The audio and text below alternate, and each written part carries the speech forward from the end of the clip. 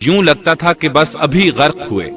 कहने लगे, बोझ हल्का करो, अपना साजो सामान समुंदर में फेंक दो। चुनाचे उन्होंने अपना अपना साजो सामान समुंदर में फेंक दिया। इस तरह कश्ती कुछ हल्की हो गई। पहले आप ये वीडियो देखिए, उसके बाद बात करते हैं। यूनुस अलैहिस्सलाम एक अजीम और करीम नबी थे। आपका एक नाम जुन्नून भी है, यानी मछली वाले। अन्नून का मतलब है मछली। आपको एक अजीम बस्ती की तरफ मबूस किया गया। बस्ती वालों की तादाद 1,20,000 थी और ये सब के सब कुफ्र पर थे। यूनुस अलैहिस्सलाम उन्हें साल हर साल दावत देते रहे, लेकिन वो अपने कुफ्र ही पर डटे रहे। आखिर आपने अपनी कौम को अल्लाह के अजाब से आगाह करते हुए ऐलान फरमा दिया कि फलां दिन तुम पर अजाब आ जाएगा। फिर खुद गुस्से की हालत में उस बस्ती से निकल गए, जबकि अल्लाह ताला ने उन्हें मुतय्यन दिन की मोहलत देने की इजाजत तो दी थी, लेकिन इस बस्ती से निकल जाने का हुक्म नहीं दिया था। जब आपने उन्हें यह मोहलत सुनाई तो खुद गुस्से की हालत में बस्ती से निकल गए।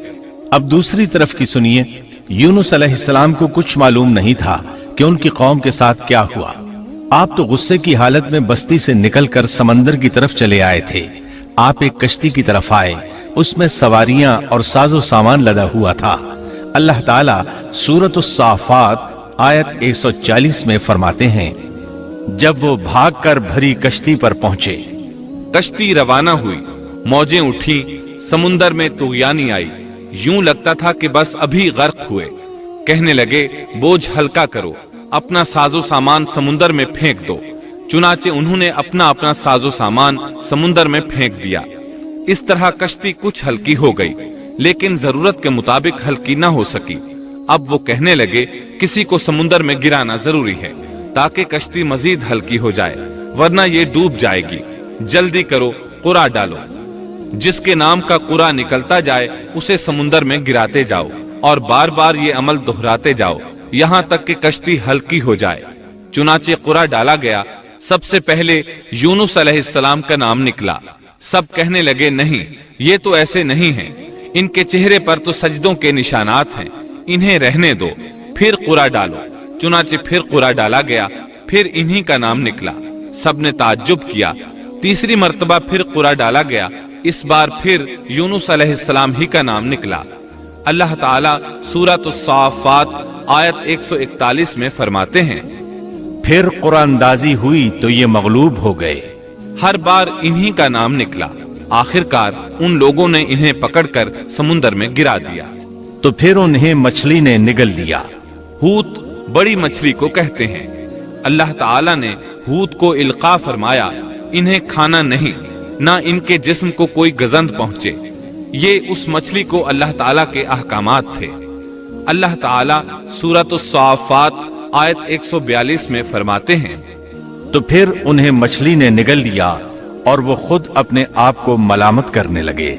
यानी वो समझ गए कि बार बार जो इनका नाम कुरानदाजी में निकलता रहा है तो वही मकसूद हैं। चुनाचे खुद को मलामत करने लगे, और ये मलामत तौबा की इब्तिदा है कि इंसान खुद को मलामत करता है। अब यूनुस अलैहिस्सलाम मछली के पेट में थे। अल्लाह की कुदरत, आप मछली के पेट में 3 दिन तक रहे। बाज रिवायात में 7 दिन और ज्यादा से ज्यादा मुद्दत 40 रोज आई है। आपने मछली के पेट में अल्लाह ताला को पुकारा। अल्लाह सूरतुल अंबिया आयत 87 में फरमाते हैं, आखिरकार वो अंधेरों के अंदर से पुकार उठे। उलमा ने यहाँ 3 अंधेरों का जिक्र किया है। मछली के पेट का अंधेरा, समुंदर का अंधेरा और रात का अंधेरा। गोया उन पर ये सारे अंधेरे इकट्ठे हो गए थे।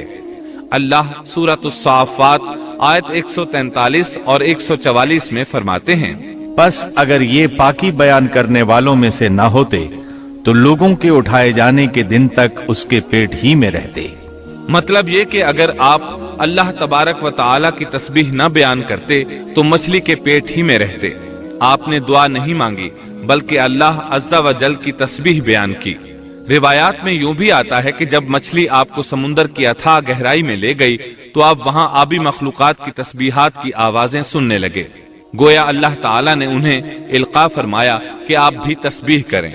अल्लाह सूरतुल अंबिया आयत 87 में फरमाते हैं, बिलाखिर वो अंधेरों के अंदर से पुकार उठा कि इलाही तेरे सिवा कोई माबूद नहीं, तू पाक है, बेशक मैं जालिमों में हो गया। इसी दुआ के बाद अल्लाह ताला ने यूनुस अलैहिस्सलाम को उस परेशानी से नजात अता फरमाई। अल्लाह सूरतुल अंबिया आयत 88 में फरमाते हैं, तो हमने उसकी पुकार सुन ली और उसे गम से नजात दे दी, और हम ईमान वालों को इसी तरह बचा लिया करते हैं। एक कौल के मुताबिक तकरीबन 40 रोज आपकी शब व रोज यही दुआ रही। इस मुद्दत के खत्म होने पर अल्लाह ताला ने आपकी दुआ को कबूलियत बख्शी। मछली साहिल पर पहुंची, उन्हें किनारे पर डाला और वापस चली गई। इस बात को अल्लाह ताला ने सूरतुस साफ़ात आयत 145 में यूं बयान फरमाया है, बस उसे हमने चटियल मैदान में डाल दिया और वो उस वक्त बीमार थे। आप वहां इसी तरह लेटे रहे। फिर अल्लाह की कुदरत से आपके करीब एक बेलदार दरख्त उगा, जैसा कि सूरतुस साफ़ात आयत 146 में है, और उस पर साया करने वाला एक बेलदार दरख्त हमने उगा दिया। इस कद्दू के दरख्त के मुतालिक मुअर्रिखीन का कहना है कि अल्लाह ताला ने इस दरख्त का इंतखाब इसलिए फरमाया था कि इस दरख्त के पत्ते चौड़े होते हैं, उनके साये में उन्हें ढांप दिया गया ताकि हवा से अजियत न पहुंचे, इसलिए कि उनके जिस्म से जिल्द उतर गई थी। फिर इस दरख्त से खुशकुन खुशबू भी आती थी। इस खुशबू ने उन्हें फरहत बख्शी। फिर कद्दू की खुशबू में एक खुसूसियत ये थी कि हशरातुल अर्ज को दूर रखती है। अल्लाह ताला ने इन्हीं खुसूसियात की वजह से इस बेलदार दरख्त का इंतखाब फरमाया था ताकि आप हर तरह की तकलीफ से महफूज रहें। ये है अल्लाह की कुदरत। सुभान अल्लाह।